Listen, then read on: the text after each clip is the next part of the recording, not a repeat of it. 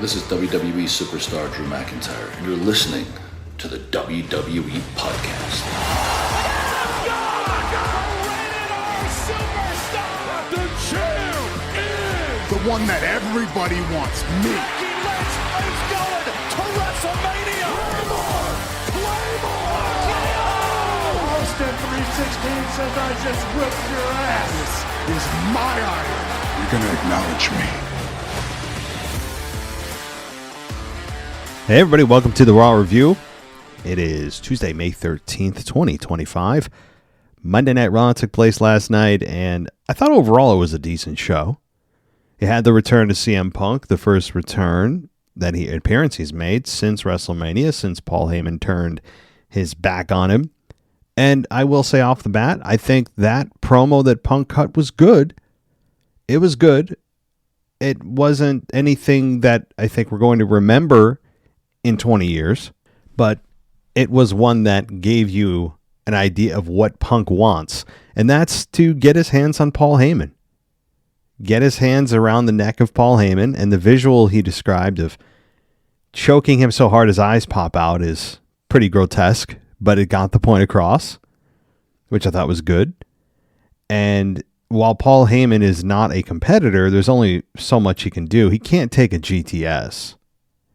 So he's going to have to accept, a punch or a shot to the back with a chair, something easy that Heyman can take, because a GTS does require a little bit of agility, and Paul Heyman has zero of that. But at least Punk has a goal. He's not letting WrestleMania slide. He has his sights set on Paul Heyman, and that, I think, will be eventually the payoff. Perhaps come Money in the Bank or SummerSlam. It's going to take a little while because Paul Heyman has security in the names of Braun Breaker and Seth Rollins. And they got their asses kicked Monday night. But these two, who continue to evolve, I think also did a nice job of maybe making the case that there should be a third person. And I really think there should be. I don't know why they're pretending there shouldn't be. It's a tag team otherwise. 2 is a team, 3 is a group, or a faction, if you will. So there needs to be a third person, and to be honest, there should be a third person if you're trying to utilize Seth Rollins at this stage in his career to the maximum. Because what you want to do, and I don't need to tell anybody this, but you need to create stars. It's how this business continues to survive. And you do that in part by giving younger guys an opportunity to work with the older talent, and if Seth Rollins can put together a faction, then I think all the better. So we'll break down Raw a little bit more finely in just a minute, but I want to welcome you to the show. If you're new, thank you for joining us. I am the host of the WWE Podcast. I do a show about 3 times a week, and then we have 3 other shows that are done by other team members, that including NXT, the After Dark show, the SmackDown review show, and the Wrestle Magic show that actually was dropped today with a former ECW champion. And you can check it out, Gary Wolf. If you haven't already, I would highly recommend you go listen to the interview they did with him. About a 1-hour show. Well done. And if you haven't heard of Gary Wolf, or even if you have, it's still a must listen.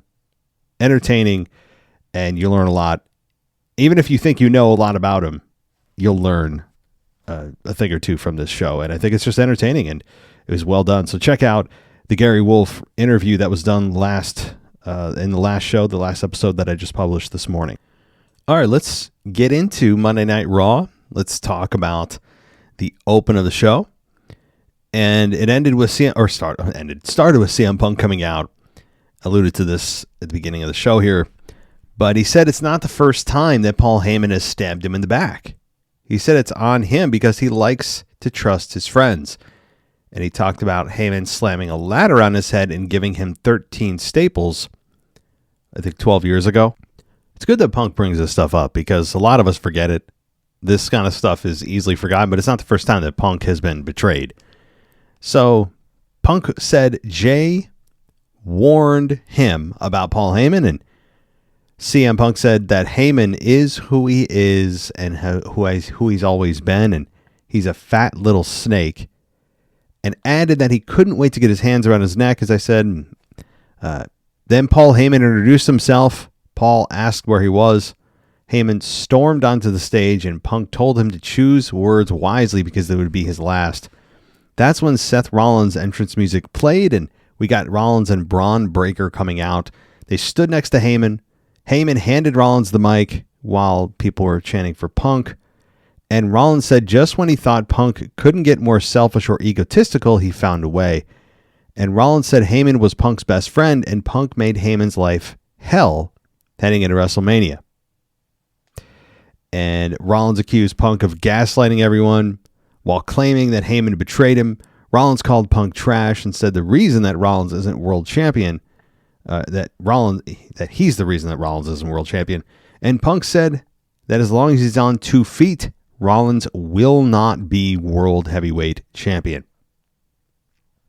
Rollins said Punk loves to play the victim and desperately wants to die a martyr. And he said, I believe that that can be arranged. And he said, I hope you have your last words prepared. And Rollins patted Breaker on the shoulder, and they headed to the ring. Breaker got the better of Punk, and then Rollins came in the ring. Punk caught Breaker with a kick and threw some punches at Rollins, and then Breaker recovered, and they both put the boots to Punk. Sami Zayn comes out to help, and the heel duo ended up in control, and Heyman handed a chair to Rollins. As Rollins wound up to hit Punk, Jey Uso comes out and stopped him from using it. So Jey, Punk, and Zayn stood tall. So there has to be here. This is a perfect opportunity for Heyman and Punk and Breaker to bring in a third person. It screamed for it here. How often do you see the heels outnumbered? So it's definitely a clue to us, if you haven't already picked that up, that we're going to get a third person in this alliance, as I'm going to call it right now, because it's not a faction yet, of Breaker and Rollins. The question is, who? NXT call-up? Somebody we're not thinking? Is it Sami Zayn? Sami Zayn's been kind of on the edge lately.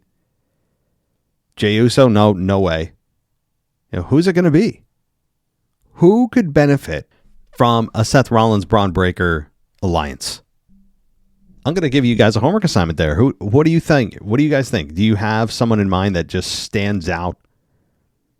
Somebody you think that could benefit the most from having this rub from both guys? Somebody we're not thinking of? Maybe a new hire? Maybe somebody from SmackDown? But there are options out there. And we'll have to see if it's either a turn, a return, because we know it doesn't need to be a legend it doesn't need to be somebody that's established. In fact, I would argue it should be somebody like a Braun Breaker who fits the mold perfectly. Up and coming star, ton of potential, crowd organically supported them. They've got that it factor. He is the perfect candidate. Young. Somebody like a Breaker is exactly who Rollins should end up teaming with. So we'll see. But it does certainly scream for them to recruit a third person. Okay. So we then had the match here. Penta versus Chad Gable. And Cole was shown seated at ringside and said that Pat McAfee was expected to appear at some point. And that's when McAfee comes out wearing glasses and slapped hands as he headed ringside. He stood on the ring steps, played to fans, and walked over and hugged Cole. So now this is what I'm talking about. Now, I don't love McAfee. I don't hate McAfee. I kind of feel a little bit in between about him. Some weeks I think he did. He's an addition. Some weeks I think he's a distraction. But he took an ass kicking from Gunther. He even showed it on his social media. And when you get in the ring with a guy like that, just 2 nights earlier, and you come out and you are just pretending nothing happened, He doesn't need to be in a wheelchair. He doesn't need to be in a neck brace, but he could be limping. He could have some kind of tape, some kind of sling, just for a week or two. Sell it, man. This is the magic that's just so overlooked. This is what brings the magic full circle. It's what makes us get invested in when people get their ass kicked to a degree that would put anyone in a hospital, and they come out a day or two later as if, they're hopping and skipping to school. That little stuff, man, it eats away at my experience watching the product. It doesn't kill it dead. I'll be a fan forever. But I reserve the right to be critical when there's something so fixable and so easy to fix. I think fans should call it out. And this is something that is not just a Pat McAfee specific issue. This is something that is, it's industry wide, really, but WWE specifically, it has been a problem where they just, somebody gets their ass kicked to a degree that is just heinous. Chair shot after chair shot after chair shot, or multiple finishers done. And there's nothing. Nothing the next week. We see that not all the time, but too much of the time. Now, as I'm thinking of it, how would you guys like Bronson Reed to join Seth and Braun Breaker? I know Bronson Reed's still out with injury, but from what I understand, he's getting closer. I know Bronson and Seth have a hell of a history. It could look like Bronson's coming out to make the save. Seth and Bronson have had their issues, and he ends up joining them. I don't mind that one. How about Bronson? Now, Bronson Reed on his own is fine, but Bronson Reed, Braun Breaker, and Seth Rollins. Ooh, got the chills on that one. How about that? I'm not saying it's going to happen, but it's possible. He fits the bill kind of like a Braun Breaker. Talk about a powerhouse group. So we have Penta versus Chad Gable, and this match was 11 minutes long, exactly where Penta beats Gable in 11 minutes. The finish was Gable sitting Penta on the top turnbuckle, and Gable jotted Penta, who gave him the hand gesture, which I still don't understand. Sarah Miedo? I don't know. I don't understand it. Everyone just suddenly knew what that was. I'm falling behind, man. Everybody just understands what that hand gesture is. I'm not sure what it is. I don't understand, but he does it a lot. That's his thing. But Penta then tapped Gable, who performed a backflip off the top and landed on his feet. Penta jumped from the top and hit Gable with a destroyer and got the victory. Penta then sold his left arm. Gable had some blood on his face while he was angry at ringside. Okay, so Penta beats Gable, but he can't beat El Grande Americano. I'll tell you that. When are they going to have a Chad Gable versus Grande Americano match? How has Adam Pearce not decided to do that yet? I mean, I know it would be very much like booking Elias versus Ezekiel. I get it. Once you do that, the probably the whole magic is up, but it depends how long you want to keep the Grande Americano thing going. If WWE believes there's more life in it, if they have a longer story to go with it, then I wouldn't do it. But of course, that's the end all be all. That's the payoff is Grande Americano versus Chad Gable. And what I would do, honestly, even for that, is have somebody with the likeness of Chad Gable wear the mask of Grande Americano, and then Chad can claim, "Hey, see, it's not me. What are you talking about?" All right, so we then had Dom and Balor speak backstage about the Intercontinental Championship match, and we had Dom say how the hesitation nearly cost him the IC title match last week, last week at Backlash with Penta. But they're still taking the slow burn with the Finn Balor turn on Dom. They're still taking it, and I'm going to be straight with you guys. I think that when Finn does turn, it's not going to be as a babyface. I think the fans are going to stay with Dom. The fans are going to cheer for Dom, and they're going to boo Finn Balor when that does happen. People have kind of come to learn to love Dom after years of booing him through the roof. I mean, he hasn't even cut a promo. Has Dom ever cut as a heel, ever cut a complete promo without the crowd interrupting him as a heel in front of a live audience. I don't know if that's ever happened. So yeah, we've kind of hamstrung Dom by doing that. It's been fun and people love doing it. They can control the show to some degree, but also we've limited Dom's skill set because we haven't allowed him to get minutes in front of a crowd to speak. Dom's knows he doesn't. He's like, hey, I don't have to learn. People don't want to hear from me anyway, and all I have to do is put the microphone up to my mouth, and I get booed. So I don't have to learn how to cut a promo. But now he does. So. All right, so McAfee waved to the fans after the video recap of Gunther beating McAfee. So, again, he's waving. And Cole encouraged McAfee to stand up. He hopped on the table, again, as if nothing happened. And McAfee sat down and spoke about how everything was sore. You'd never know it. I believe you, 100% that's true. There's no, there's no lying in that one. But at least make it look like it. So he said Gunther's chop popped a blood vessel in his eye, and McAfee said he respects Gunther even more. And he thinks maybe Gunther now has a little for him and Cole. Yeah, so, boy, the thing that even kills me the most about this is that it's an announcer who's not selling, one of the most legit badasses in the company who just, demolished him at Backlash 2 days ago, not 2 months ago. And we have McAfee as an announcer not selling it? Are you kidding? I don't know how this was overlooked. Or if McAfee just forgot. But you'd think that having a match with Gunther, you wouldn't have to sell because you'd be legitimately in pain and all you'd have to do is just outwardly show how you feel because it's real. So I really didn't like this.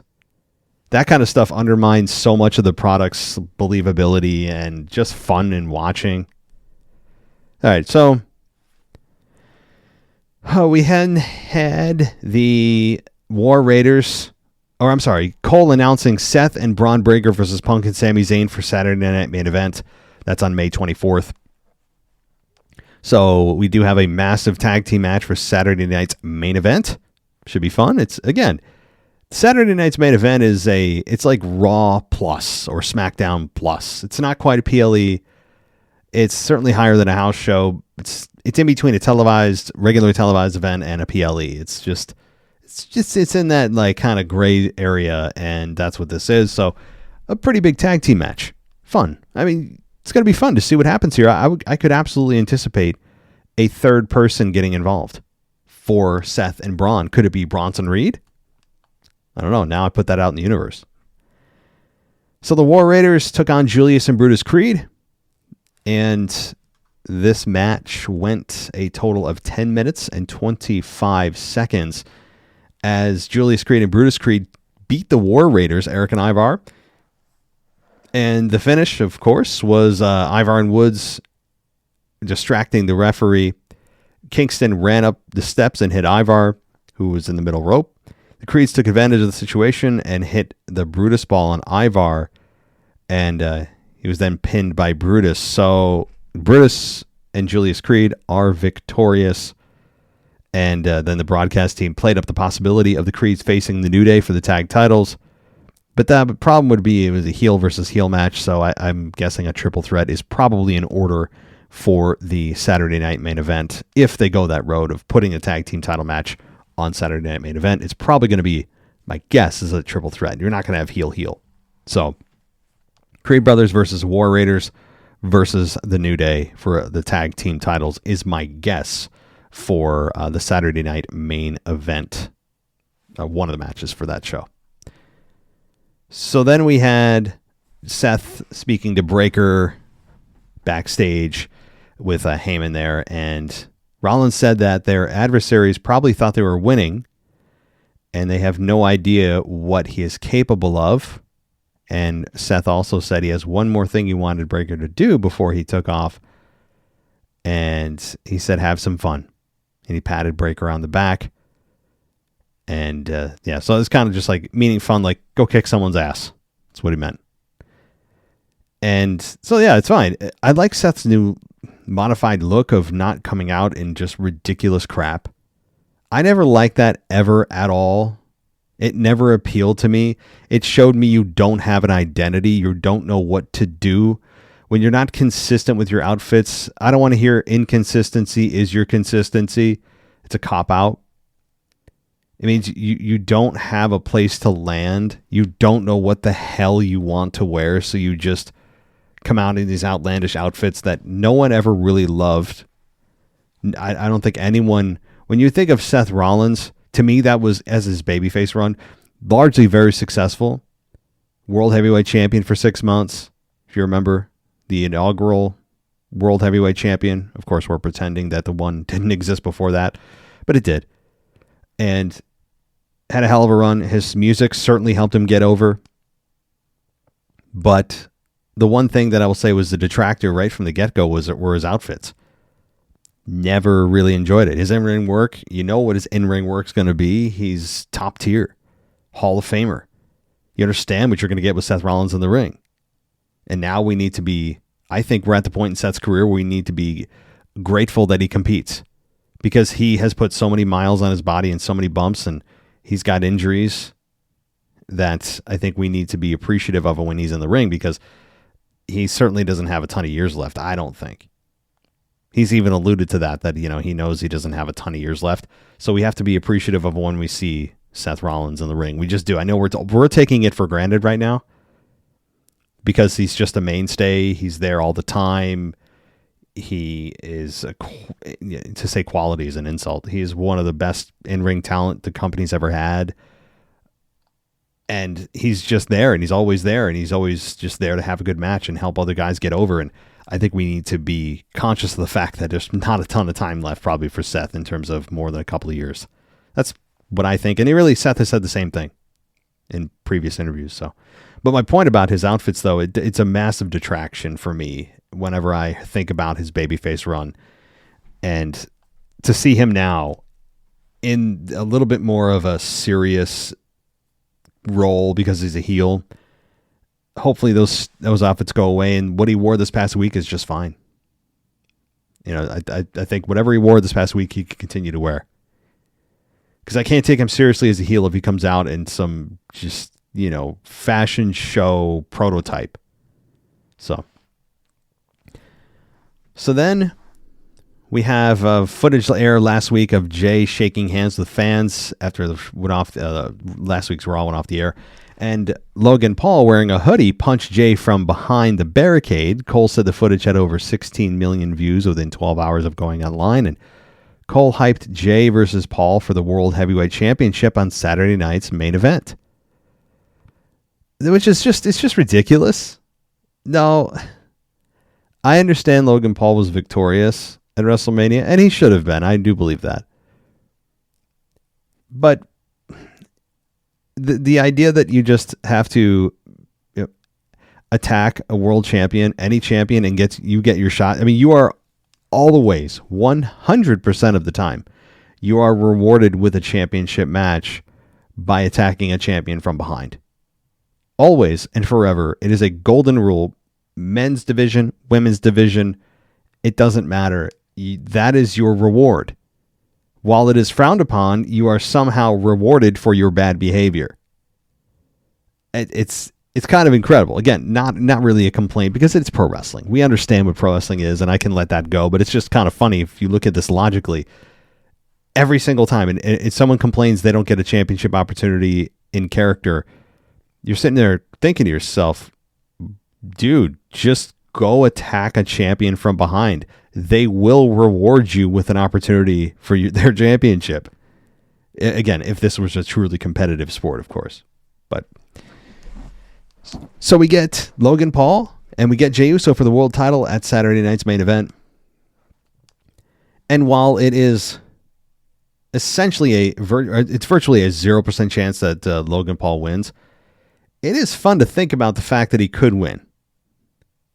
I think it would be fun. I honestly believe, and I truly mean this, I'm not being facetious or trying to put down anybody or do my usual trolling. I truly believe that Logan Paul as world champion would be far more entertaining than Jey Uso as world champion.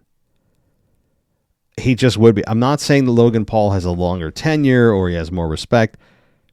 those things are not qualifiers for me in deciding who would be more entertaining as a champion. And Logan Paul is by far my pick.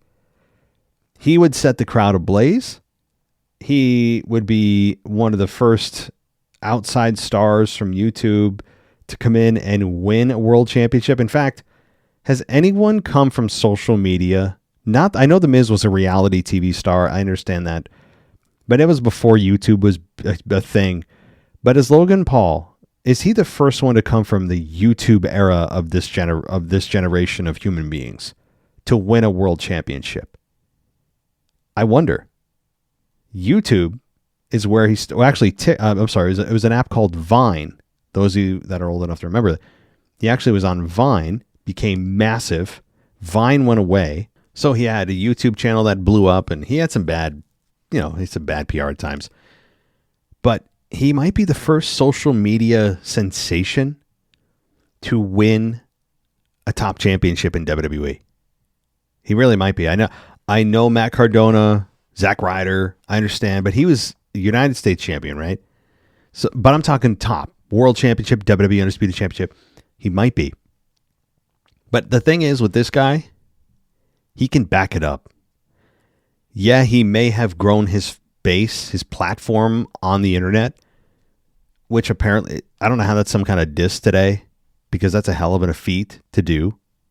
And that is a tough thing to do in a place where everyone's trying to do that thing, because that's what most people creating content on the internet are trying to do, is to get a large platform the size of Logan Paul's or Joe Rogan, or that's what everyone should be aiming for.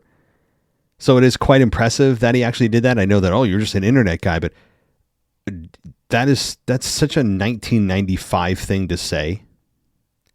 Because when you think about it, the internet, creating content is one of the most competitive platforms you can try to be successful on. So it's actually pretty damn impressive. And again, he's got the athletic prowess to back it up. I think he'd be highly entertaining as a world champion. The only thing I would want is him not to be an absentee champion. We've had enough of those over the last 10 years between Brock Lesnar, Roman Reigns. I would want him to actually be there semi-regularly, like every other week even I'd take. I can't deal with every 2 months, every 3 months, every 4 months. There was a time where Roman Reigns went from WrestleMania. You never saw him until maybe Money in the Bank, but he wouldn't actually have another match or defend his championship until SummerSlam. So it'd be like a 4-month gap between him defending the championship. And yet they're padding his stats of saying he's been a champion for 900 days, 1,100 days. It's like, yeah, because you don't see him. He has these blocks of like 100 days where you don't see him. So I could pad my stats pretty quickly too, if I'm barely there. So it's a bit of an artificial stat that they've got for Roman, but it is what it is. And I don't know. I'm not advocating, or I'm not predicting that Logan Paul will win. I'm simply saying that I think it would be much more entertaining than Jey Uso. Just my 2 cents. But Gunther comes out, and the "You Tapped Out" chant broke out, and Gunther told Jey that the unimaginable came true, and that Jey's the world champion. Gunther said it was the first time in that moment since they'd met. And do you mean the moment when I made you tap out, said Jey. And Gunther said he knows what it's like to be champion, and noted that 80% of his time in the company has been spent as a champion. And he said just because he understands doesn't mean his opinion of Jey has changed. Gunther said Jey is not a natural champion like he is, and said he was surprised that Jey hasn't shared the news yet.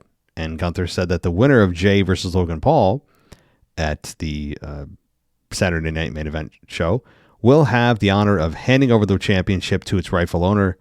And so what it means is he's going to challenge for whoever wins the Jey Logan Paul match to a championship match on June 9th in Phoenix, Arizona. I think that's Money in the Bank. And Gunther said he hopes it's Jey because he would love nothing more than to shut up Jey and the people for good by reminding Jey of his place. So yeah. So Gunther, you can pretty much lock it up and throw it away. It's going to be Gunther versus Jey Uso. You can't have Logan Paul versus Gunther.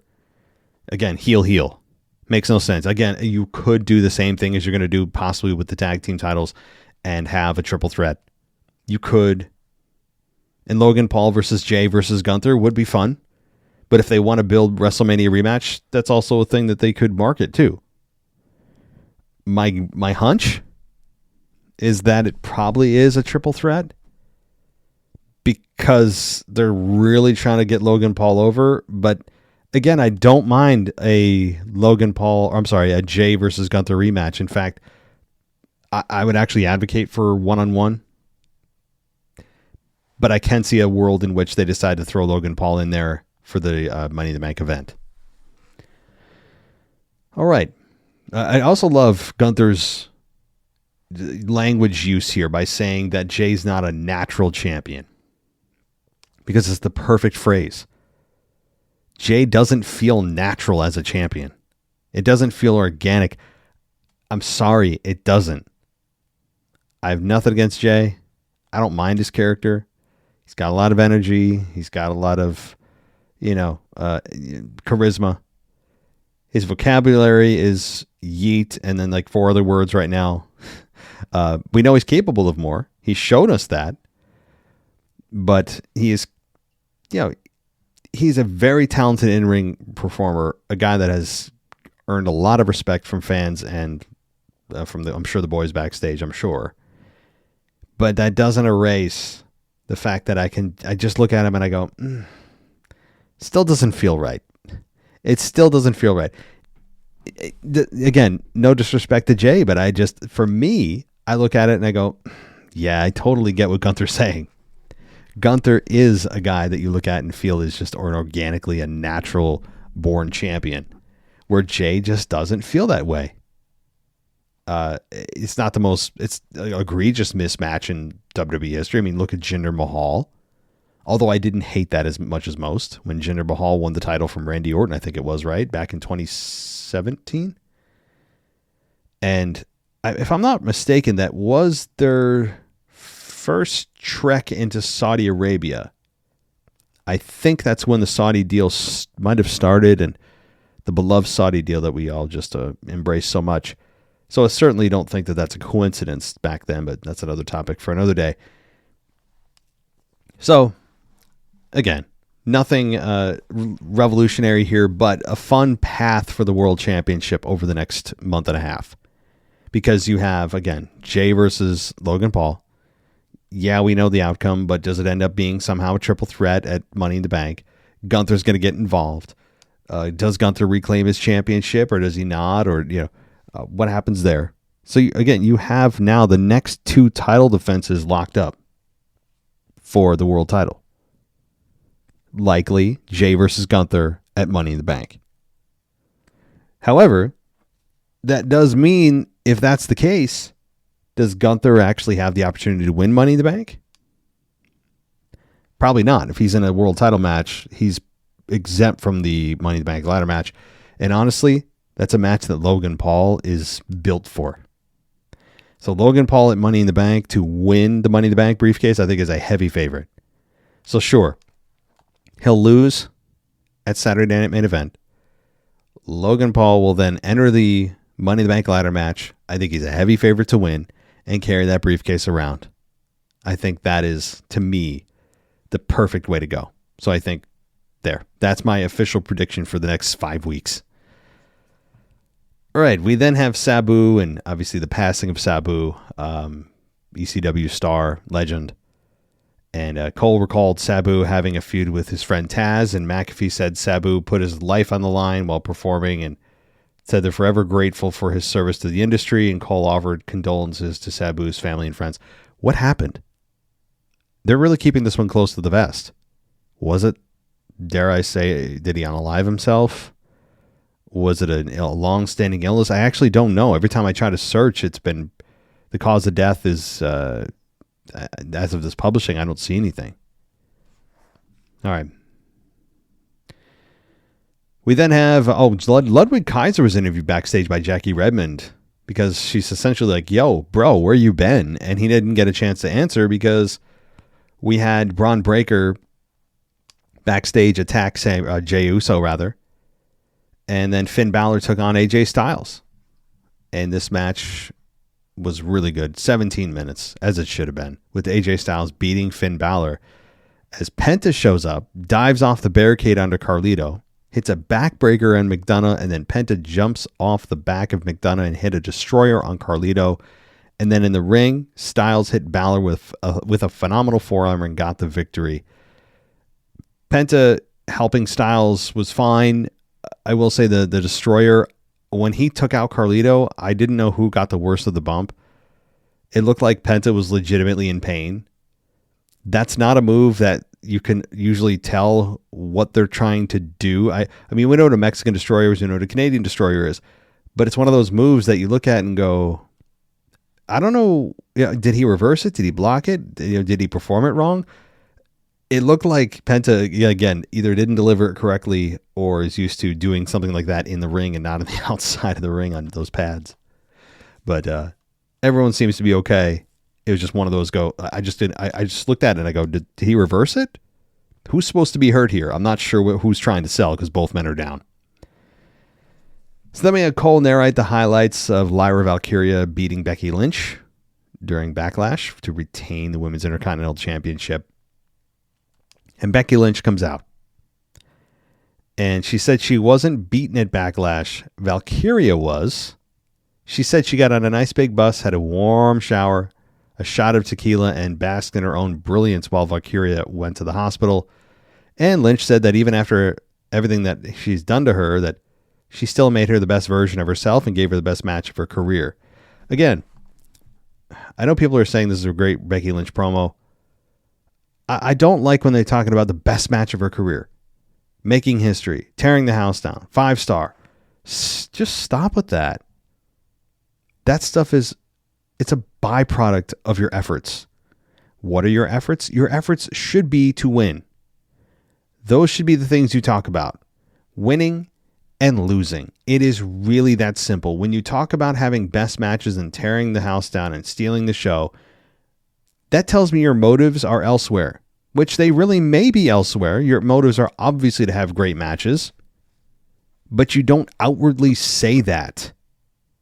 Those should be byproducts of what you're telling us you're trying to do and making us believe you're trying to do, which is win. The good match ratings and what match goes into the Hall of Fame, which one doesn't, which match gets chanted, gets the "this is awesome" chants and which one doesn't. Those are all decided after the fact or in the moment by fans. I don't want to hear from wrestlers while they're in character. You can do it at Hall of Fame speeches and in documentaries, but while you're on the air, it's another one of those things that I think tears the product down. It undermines itself.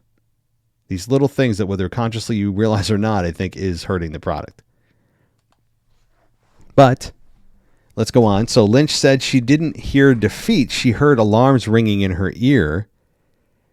And she said that she realized she was manipulated by Lyra and all the fans. And she said she walked away from WWE for nearly a year because the fans asked her to. She said she had heard the comments and read them online. And she asked, if she's not in WWE to win world championships, then why is she there? She said that she and the fans were in it together, but then she won and the fans could no longer see themselves in her because all they know is failure. Lynch said that from now on, whatever the fans say she is what she is. She said she will be selfish, greedy, and cutthroat. And she said the women in the back were happy that she was gone, will now know what it's like to be held down by the man. So she's essentially saying that, all the things you say I am online, well, I guess I'll just be those things, which I can actually appreciate. I can appreciate that in one sense, that you're just leaning into it and going, okay, you guys say I'm all this stuff. No, I'll just be it. That's actually what I would do as a heel, right? You guys say this, I'm this, I'm this. Okay, then I'll be it, right? Let's do it. I mean, I get that. You're leaning into it instead of trying to fight it.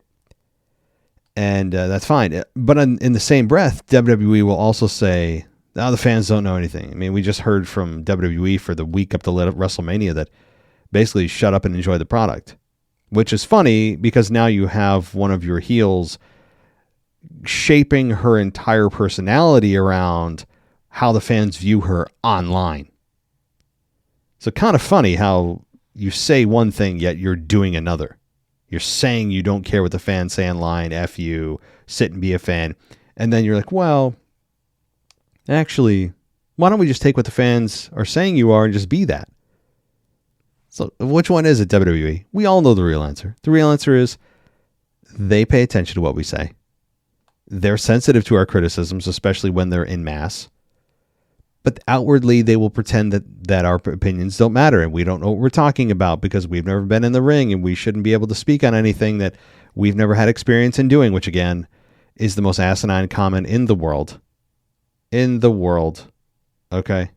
Think about things that you go around and purchase all day long that you had nothing to do with making that product.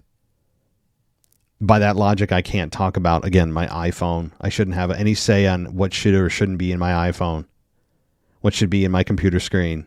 What the watch on my wrist should look like if things work or don't work. I shouldn't have any say, no suggestion box. The clothes I'm wearing, which I had nothing to do with purchasing, or rather with actually manufacturing, I should have no say in the color or the length or the feel, the material used. Nope, because I didn't have anything to do with making it. See how stupid that logic is? You see a little bit of a problem in the congruency of that if you extrapolate it out from, well, you never stepped in the ring, so you can't. Okay, again, then if we're going to be consistent, then you could apply that to like literally anything you purchase. So, which again, if you're purchasing something and we're purchasing the product, we're spending our time watching it, we purchase their merchandise, then again, it's asinine. So sure, they all outwardly say that, but internally they are having conversations about it because they know how powerful online is. Right? That's the other thing that's kind of stupid, that if they don't recognize, even outwardly, that right now, social media is bigger than it's ever been. Social media influences a lot of stuff. A lot of corporations decide to work on a project, not work on a project, modify a project, bring this person in, how they're going to market certain materials, how they're going to target their audience, what they're going to do. A lot of it, social media. So for WWE to pretend they're the only major corporation that says, if the fans, we know better. It's nonsense.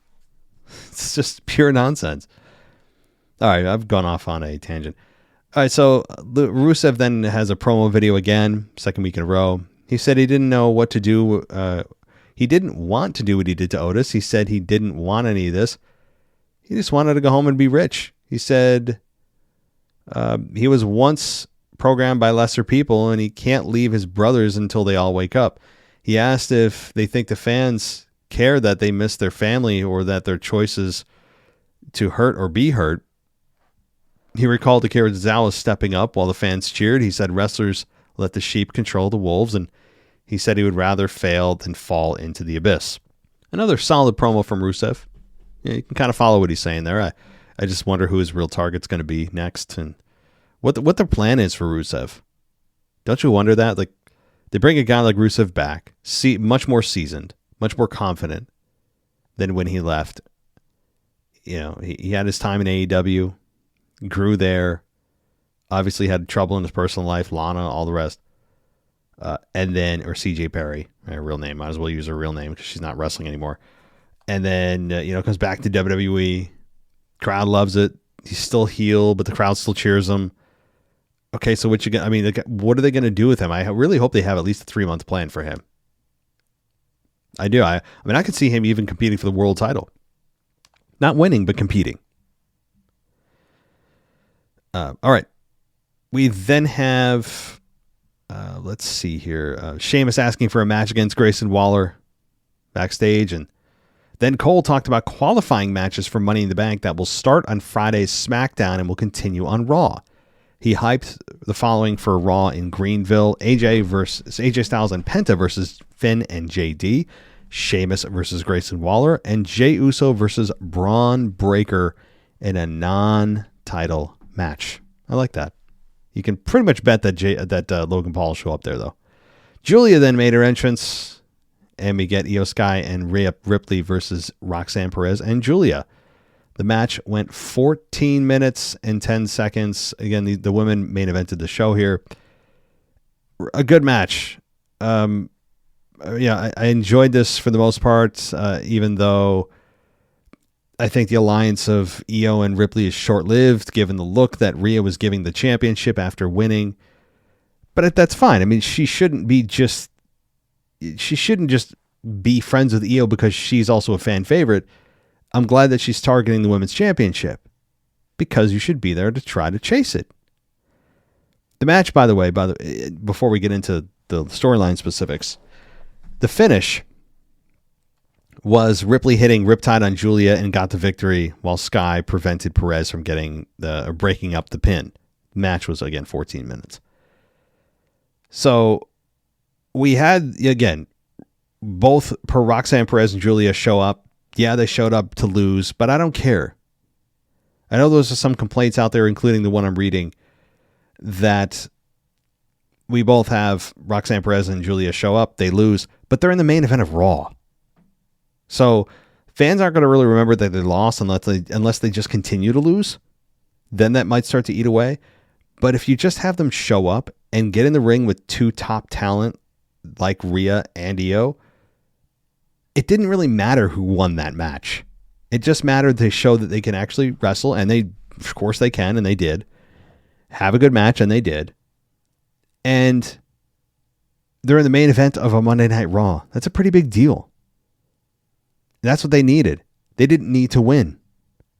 So I had no issue with both Roxanne Perez and Giulia losing.